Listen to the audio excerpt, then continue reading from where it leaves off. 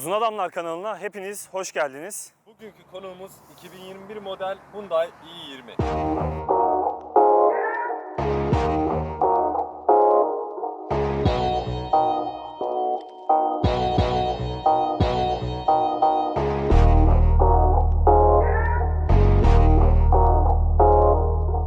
Dilerseniz şimdi bugün bu aracı bütün hatlarıyla sizlerle beraber inceleyelim. Aracın genel hatlarına bakacak olursak çok daha radikal bir tasarım var burada. Hyundai çok daha sportif bir tasarıma geçmiş diyebiliriz. Ön tarafta öncelikle ilginizi çeken büyük ızgaramız ve ön tarafta bir lipimiz bulunuyor. Fabrika Türklere özel bir paket çıkarmış gibi burada.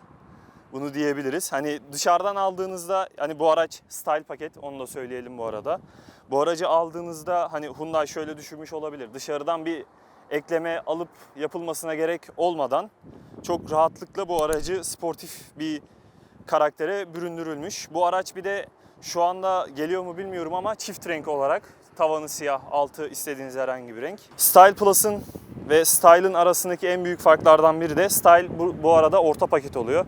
Jump, Style ve Elite olarak 3 ana pakette ve de Plus modelleri oluyor. Plus modelleri de ne demek? Opsiyon paketi. Style'ın burada halojen farlarını görebiliyoruz. Altta da sis farı bölümünde bir LED gündüz farlarımız var. Burada bir havalandırma deliğimiz bulunuyor ve bu havalandırma delikleri gerçekten açık. Arkaya ne kadar verimli olduğunu bilmesek de havayı yönlendiriyor. Yan tarafına geldiğimizde aracın gene buradaki radikal çizgilerin devam ettiğini görüyoruz. Ütü çizgimiz olsun, arka tarafta arka stopu bağlayan çizgimiz olsun, aşağıdaki çizgilerimiz olsun. Çok daha radikal, çok daha sportif. Aracı farklı bir kimliğe büründürmüşler. Dediğimiz gibi araç çift renkli. Burada da aynalarımız siyah. Jant lastiğe bakacak olursak 195, 55, 16. Style pakette 16 jantla geliyor. Çift renkli, aslında orta paketlerde beklemeyeceğimiz bir güzellikle jant diyebilirim. Ön tarafta diskimiz bulunurken tabii ki de B hatch'lerin genelinde ekonomik araçlar olduğu için burada arkada kampanamız bulunuyor. Bu tabii bizim istemediğimiz bir şey, beğenmediğimiz bir durum. Fakat herhangi bir eksikliğini hissetmiyoruz açıkçası şu anda. Burada bir de ekstra olarak jump ve yani düşük ve orta paket arasında karartılmış arka camlarımız bulunuyor ve de ayrıca burada düşük paketlerde gene farklı olarak gelen, burası bildiğimiz mat plastik gibi geliyor bizim bu style pakette aşağıda olduğu gibi. Burada tekrardan bir dışarıdan genelde Leoncularda çok fazla görüyoruz bunu. Leoncuların çok fazla aldığı yan cam rüzgarlıkları burada standart olarak ve parlak siyah olarak sunulmuş. Arka tarafa gelecek olursak yeni Leon'da da görmüş olduğumuz far grubu, arka stop grubu tamamen ilerliyor. Burada herhangi bir aydınlatmamız bulunmuyor. Burası bir krom, içinde bir krom parça yerleştirilmiş. Arka taraf tabii ki de ön taraf gibi halojen. Burada da iki farklı ampulümüzle halojen aydınlatmamız sağlanıyor. Burada fardaki bir detayımız da i20 yazısını burada görebilirsiniz. Bu aracın sportifliğini sağlayan şey de difüzörümüz. Çok fazla gene verimli bir çalışma veya etkili bir çalışma olup olmadığını bilmesek de burada spor görünümlü bir difüzörümüz olduğunu söyleyebilirim. Ayrıca yakıt deposunu göstermek istiyorum. Yakıt deposu kapağı burada farın çizgisine entegre edilmiş.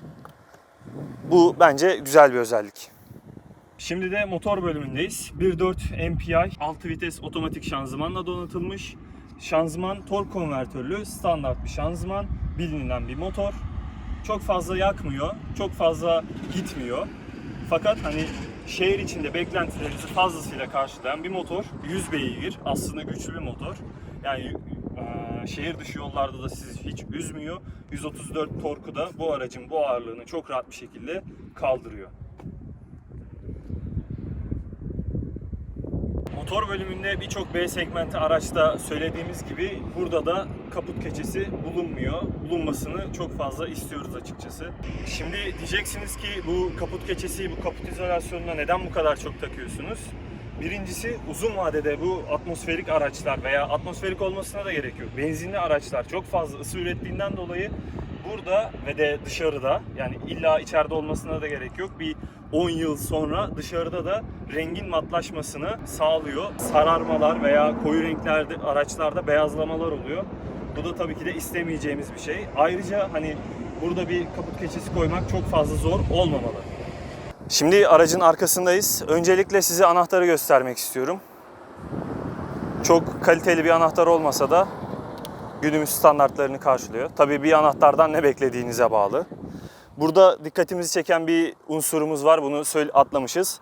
Geri görüş kameramız logonun ve stop grubun hemen altında. Bagajımız bir önceki incelemesini yaptığımız Seat Ibiza ile aynı 350 litre, 352 litre tam söylemek gerekirse. Burada 2 tane karşılıklı kanca yerlerimiz var. Verimli bir bagaj. Pandizotumuzda bir özellik bulunuyor. Bunu söylemek isterim. Burada herhangi bir şey, mesela bir yük koyuyorsunuz buraya. Pandizotu bir yere koymanız gerekiyor. Yüksek bir kutu koymak istediğinizde. Burada pandizotu küçük bir öne çektiğinizde, bıraktığınızda pandizot kendi raylarında bu şekilde arkaya oturuyor ve de pandizotunuzu nereye koyacağım diye düşünmenize gerek kalmıyor. Bu aradığımız bir özellikti diyebilirim. Bagaj aydınlatması olarak bir adet sağ tarafta halojen lambamız bulunuyor. Burada bakalım nelerimiz var. Yarım boy stepne diyebiliriz buna. 125-80-15 ebatlarında Maxxis marka bir lastiğimiz bulunuyor. Burada görmüş olduğunuz gibi herhangi bir yalıtım malzemesi yok bu araçta. Bagajımız da böyleydi. Ki burada ben de bir şey eklemek istiyorum. Şurada kullanılan taban halısının malzemesi gerçekten çok ince gördüğünüz üzere. Ve altında kullanılan malzeme de normalde bu kısmında, halının altında yalıtım zaten biraz kalın olsa da oluyor ama bu arkadaş da ondan da kıstıkları için maalesef çok etkili bir izolasyon sağlamayacaktır. Bu yüzden araçtaki yol sesi biraz daha fazla olacaktır. Onur'un da anlattığı gibi buradaki detaylardan da görebileceğiniz gibi aracın yalıtımı biraz zayıf. Dışarıdan aktaracaklarım şimdilik bu kadardı. Şimdi de aracın içine geçebiliriz. Evet, şimdi aracın içine geçmiş bulunuyoruz. Aracımızın içi gayet ferah ve B sınıfı araçlara göre yine gayet tatminkar bir iç hacme sahip. Aracın içinde genel olarak trim malzemesi olarak sert plastik tercih edilmiş ve birleşim yerlerinde çok fazla ses yok şu anda. Gayet güzel. Yine bu kadar plastik parçanın birleşmesine rağmen herhangi bir problem yok şu anda içeride. Fakat bu araç yeni olduğu için de kaynaklanıyor olabilir tabii ki. Bu zamanla daha çok kullanıcı yorumuyla gözlemlenebilecek bir durum. Aracımızda analog bir klima paneli bulunuyor. Ekrana geldiğimizde ise bu içinde bulunmuş olduğumuz araç Style paket olduğu için içerisinde 8 inçlik bir medya paneli bulunuyor. Fakat bu Elite Plus modelinde sadece 10.25 inçlik bir ekranla geliyor. Fakat onda bir dezavantaj var. Bu 8 inçlik daha düşük varsayılan medya panelinde kablosuz CarPlay ve Android Auto varken o arkadaşta, yani 10.25 inç olan da Elite modelindeki multimedya ekranında maalesef aracı kablo ile telefonumuzu bağlamamız ve o şekilde CarPlay ve Android Auto'yu kullanmamız gerekiyor. İçerisinde yine birçok özellik barındırıyor, birçok oyuncak mevcut. Kullanımı çok basit ve herkes tarafından çok kolay bir şekilde kullanılabilecek bir multimedya paneli bulunuyor. Aynı zamanda yine direksiyonda bunların birçok kontrol fonksiyonu mevcut. Klima panelimiz ise Elite ve Elite Plus donanımında dijital olarak geliyor ve aslında görsel olarak güzel, kullanım olarak daha işlevsel olsa da analogda açıkçası çok fena durmuyor burada. Yani hiçbir şekilde aracın bütünlüğünü bozmamış, gayet güzel bir tasarıma sahip aracımızın içerisi. Yine buradaki direksiyonumuz gayet güzel bir şekilde tasarlanmış.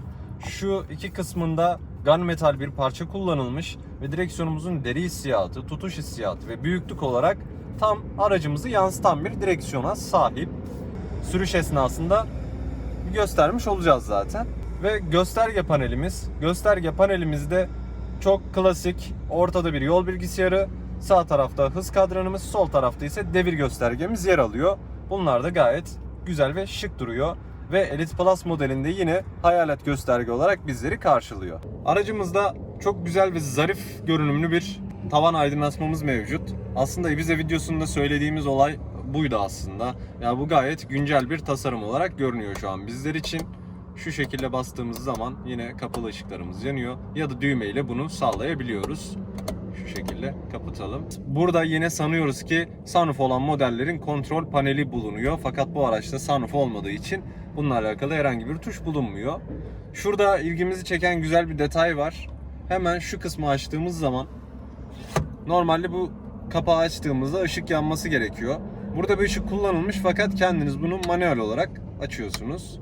Aynı zamanda bunu kapattığımız zaman tuş dışarıda kaldığı için aslında çok basit bir fizik kuralı.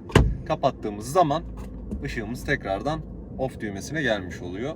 Bu güzel bir olay olmuş. Tabii ki bununla bu kadar uğraşmak yerine, yani bununla bir switch kullanmak yerine direkt kapak açıldığında ışık yanabilirdi tabii ki. Hyundai mühendislerine de buradan selam olsun. Ve son olarak aracın ön tarafında ise şu kısımda bir park sensörünü kapatma butonumuz yer alıyor. Şuradaki vites topuzumuz gayet güzel ve başarılı bir görsele sahip. Ön tarafında bir mandala sahip ve vitesleri bu mandala basmadan değiştiremiyoruz. Aynı zamanda burada bir 12 volt 180 watt güç çıkışımız var.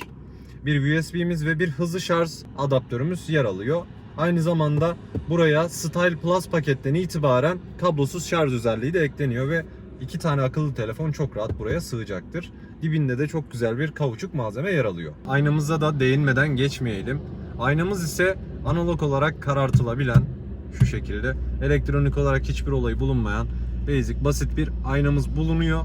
Aynı zamanda bu paketlerde herhangi bir sensör bulunmazken yine Elite ve Elite Plus modellerinde burada yaklaşık 4 tane sensör oluyor ve otomatik karartmalı aynamız buraya eklenmiş oluyor. Aracımızın da böyle bir kornası bulunuyor. Arka yaşamalarına geldiğimizde ise bizi diz mesafesi olarak gayet güzel bir alan karşılıyor. Çünkü öndeki koltukların ikisi de bana göre ayarlı ve şu an gayet yeterli bir diz mesafesine sahibiz. Fakat tavan için aynısını söyleyemeyeceğim. Çünkü şu anda kafam tavana değiyor.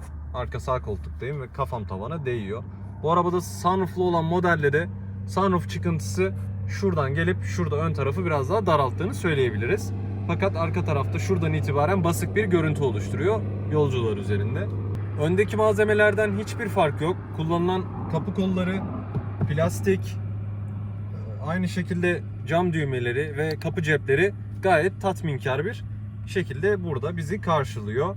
Sadece sağ koltuğun arkasında bir cep varken sol koltuğun arkasında maalesef öyle bir cep yer almıyor. Sebebini bilmiyoruz. Herhangi bir hava yastığı vesaire de yok. Yine ön tarafta değinmedik sanıyorum ki ama bu pakette 2 tane hava yastığımız varken Elite pakette ve Elite Plus pakette 6 tane hava yastığıyla geliyor araç. Ve aynı zamanda içeriden bahsederken Elite Plus'ın hoparlörleri 6 hoparlör şeklinde Bose markasının bir ses sistemiyle geliyor. Yine bagajın içerisinde sol tarafta da bir subwoofer'ı bulunuyor. Yine orta tarafa baktığımızda ise çok ufak bir şaft tünelimiz var.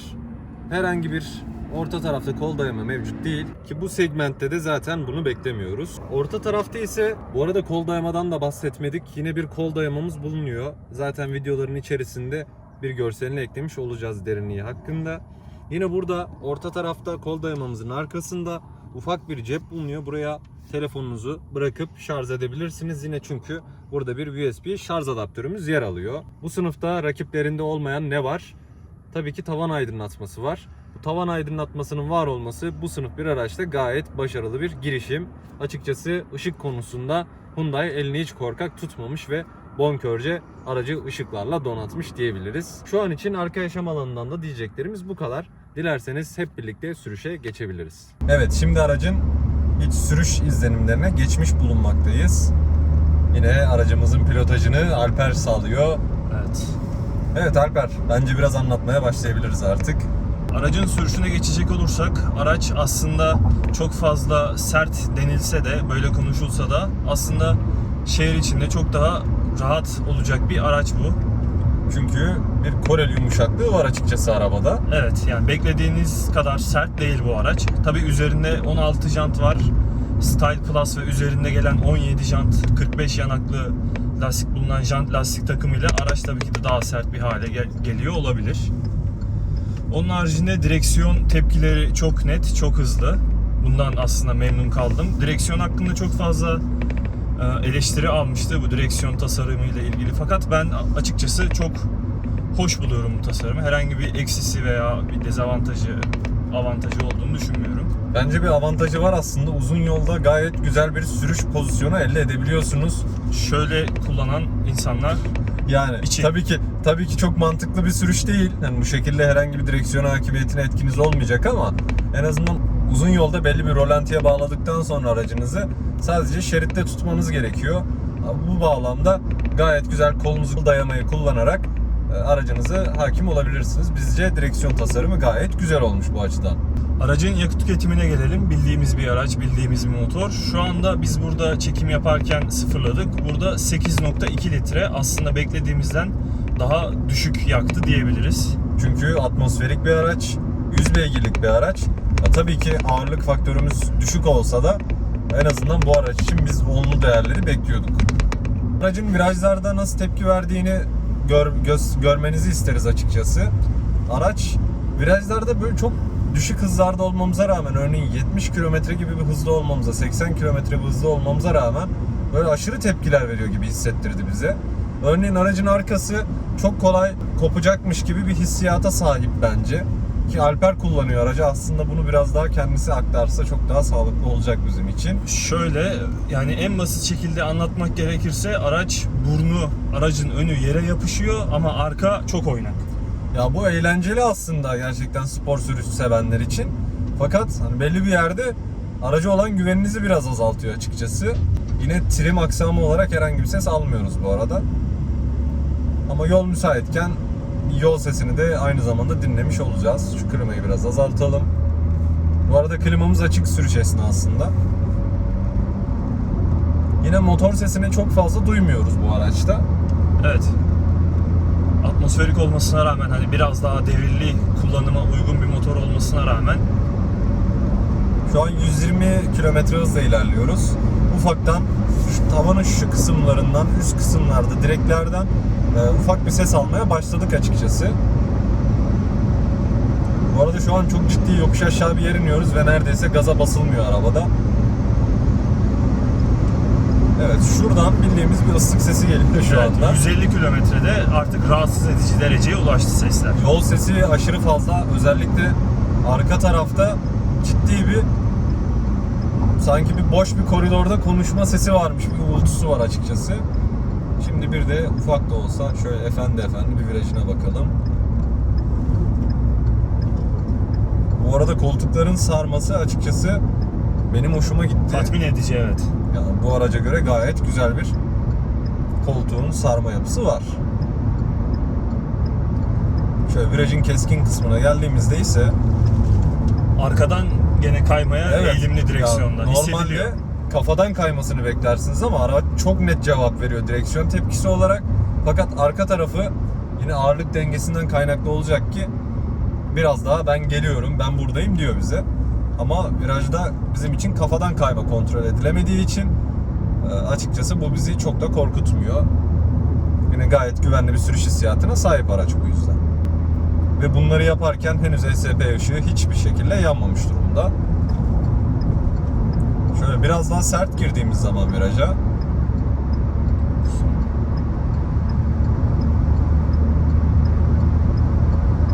şu an hızımız tam 100 kilometre. Evet. Ve araç hala kafadan hiçbir şekilde kayma eğiliminde bulunmuyor. Aracımızın şanzımanı ise açıkçası bizi çok rahatsız etmedi. Gayet yumuşak, soft geçişlere sahip bir şanzıman sistemi. Yine burada Triptronic modu da yer alıyor. Aynı şekilde hissiyat olarak da sanıyorum ki gayet öngörülebilir bir şanzıman. Evet, tepkileri aslında hani beğendiğimi söyleyebilirim. 6 ileri bir şanzıman, oranları da çok iyi. Aracı çok fazla bağırtmadan, çok fazla yüksek devirlere getirmeden vitesini yükseltiyor ve de motor freni gibi yokuş aşağı durumlarda frene bastığınızda vites düşürüp daha fazla motor freni yapmanızı sağlıyor. Yani tepkisel ve sezgisel çalıştığını söyleyebilirim. Bu konuda Hyundai'den beklemeyeceğim bir optimizasyona sahip bu şanzıman. Tabii ki araçta daha çok konfor ön planda olduğu için ve yakıt ekonomisi ön planda olduğu için şanzımanımız gayet konforlu bir şekilde çalışıyor bizler için. Araç hakkında yine genel olarak bütün söyleyebileceğimiz şeyleri söyledik diye tahmin ediyoruz. Yine muhakkak eksikler çıkabiliyor. Fakat bununla alakalı siz yorumlarda gayet sormak istediğiniz soruları soruyorsunuz bizlere. Bu bizi çok mutlu ediyor. Aynı zamanda yorum yaptığınız için izlenme sayımız da biraz daha yükselmiş oluyor. Bu bağlamda yorumlarınız bizim için çok önemli. Yine kanala abone olmayanlar varsa lütfen abone olmayı da ihmal etmeyelim. Araç içinden söylemek istediklerimiz genel hatlarıyla şu anda bu şekilde. Araçla ilgili her şeyi anlattığımızı düşünüyorum ben de. Şimdilik bizden bu kadar. Kendinize iyi bakın. Bir sonraki araçlarda tekrardan sizlerle olacağız. Görüşmek üzere. Kendinize iyi Hoşça kalın. bakın.